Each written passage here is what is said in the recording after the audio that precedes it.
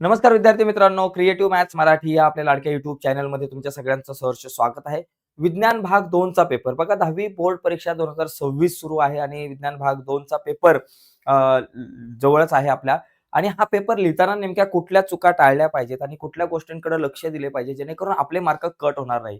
काही छोट्या-छोट्या चुका आहेत मित्रांनो, त्या जर तुम्ही चुका केल्या तर तुमचा 1-2 मार्क करता-करता असे 4-5 मार्क जाऊ शकतात आणि हे सगळे मार्क वाचले पाहिजेत. तर हे सगळे मार्क वाचण्यासाठी ही 5 मिनिटाची व्हिडिओ खूप महत्त्वाची आहे. तर ही व्हिडिओ बघा. नक्कीच आपल्याला खूप फायदा होणार आहे. तर जाऊयात पटकन पुढे. पुढे जाण्याच्या अगोदर एक महत्त्वाची गोष्ट आहे मित्रांनो, जर तुम्ही नवीन असाल आपल्या चॅनलवर आणि अजूनपर्यंत तुम्ही आपला चॅनल सबस्क्राईब नसेल केला, तर आत्ताच आपला चॅनल सबस्क्राईब करा आणि त्या बाजूला असलेलं बेलचं बटन दाबायला विसरू नका. तर बघा या ठिकाणी लक्षात घेणं गरजेचं आहे, की काही महत्त्वाच्या चुका आहेत. सगळ्यात पहिली गोष्ट उत्तर लिहिताना पॅराग्राफमध्ये लिहू नका.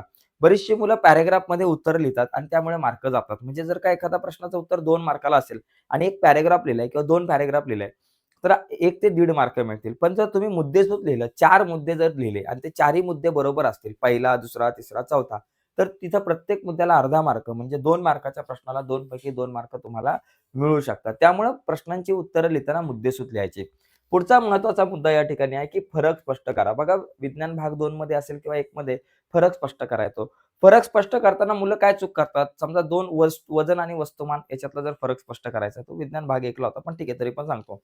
तर त्याच्यामध्ये काही मुलं काय करतात वजनाचे 3-4 मुद्दे आणि मग खाली वस्तुमानाचे 3-4 मुद्दे लिहितात. असं नाही. तर फरक स्पष्ट करताना एकासमोर एक अशा प्रकारे 2 अशा प्रकारे एक मस्त सारणी टेबल तयार करायचा आहे. इथं पहिला मुद्दा, इथं दुसरा मुद्दा, इथं पहिला, दुसरा, इथं दुसरा, इथं सॉरी इथे अशा प्रकारे हे मुद्दे तुम्ही लिहू शकताय. म्हणजे अशा प्रकारे फरक स्पष्ट करायचा आहे. पहिला मुद्दा, दुसरा, तिसरा अशा प्रकारे तुम्हाला एक टेबल बनवून तक्ता बनवून तुम्हाला फरक स्पष्ट करायचा आहे, हे लक्षात घ्या. फरक स्पष्ट करताना असा समोरासमोर तुम्हाला फरक स्पष्ट करावा लागेल. ठीक आहे. यानंतर पुढचा पॉइंट आहे व्याख्या.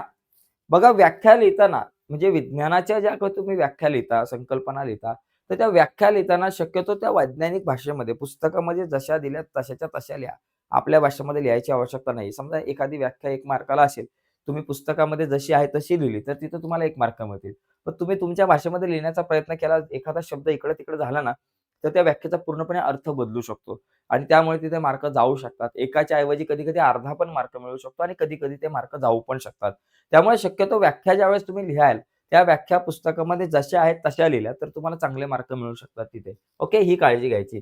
त्यानंतर जिथे शक्य आहे तिथे उदाहरणे द्यायला विसरू नका. एक्झाम्पल्स जसं की तुम्ही डोबेरानरची त्रिके लिहिताय विज्ञान भाग 1 मध्ये आणि ती डोबेरानरची त्रिके लिहिताना मग ते त्रिकांचं एक उदाहरण पण लिहा. लिथियम, सोडियम, पोटॅशियम वगैरे उदाहरण तुम्ही लिहायला विसरू नका. म्हणजे कुठलाही प्रश्न जर तुमचा आला, तर त्या प्रश्नाचं उत्तर लिहून झाल्यानंतर शेवटी एक उदाहरण द्यायला विसरू नका. उदाहरण दिल्यामुळे जरा थोडंसं एखादा मार्क तुम्हाला म्हणजे तिचा फायदा होतो आपल्याला. ओके.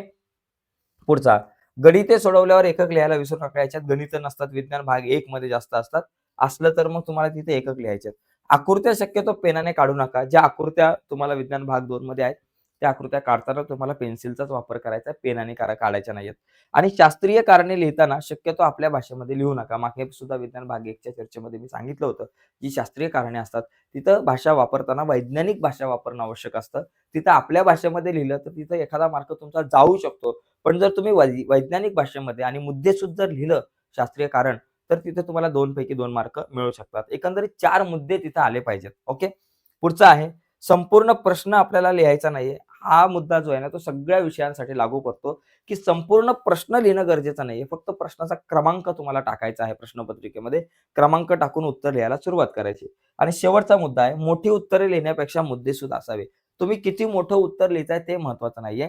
ते उत्तर लिहिताना त्याच्यामध्ये जे मुद्दे लिहिलेले आहेत महत्त्वाचे मुद्दे जे लिहिलेले आहेत ते महत्त्वाचं आहे. म्हणजे खूप जास्त लिहिण्यापेक्षा कमी लिहा, पण मोजकंच लिहा, ते महत्त्वाचं आहे. ठीक आहे. तर हे काही मुद्दे होते विज्ञान भाग 2 च्या पेपरच्या अनुषंगाने. तर नक्कीच तुम्हाला ही व्हिडिओ आवडली असेल. व्हिडिओ आवडली असेल तर व्हिडिओला लाईक करा. नवीन असाल तुम्ही आपल्या YouTube चॅनलवर आणि अजूनपर्यंत आपला चॅनल सबस्क्राईब नसेल केला, तर आत्ताच आपला चॅनल सबस्क्राईब करून त्या बाजूला असलेलं बेलचं बटन दाबायला विसरू नका. धन्यवाद मित्रांनो. बाय सर्वांना.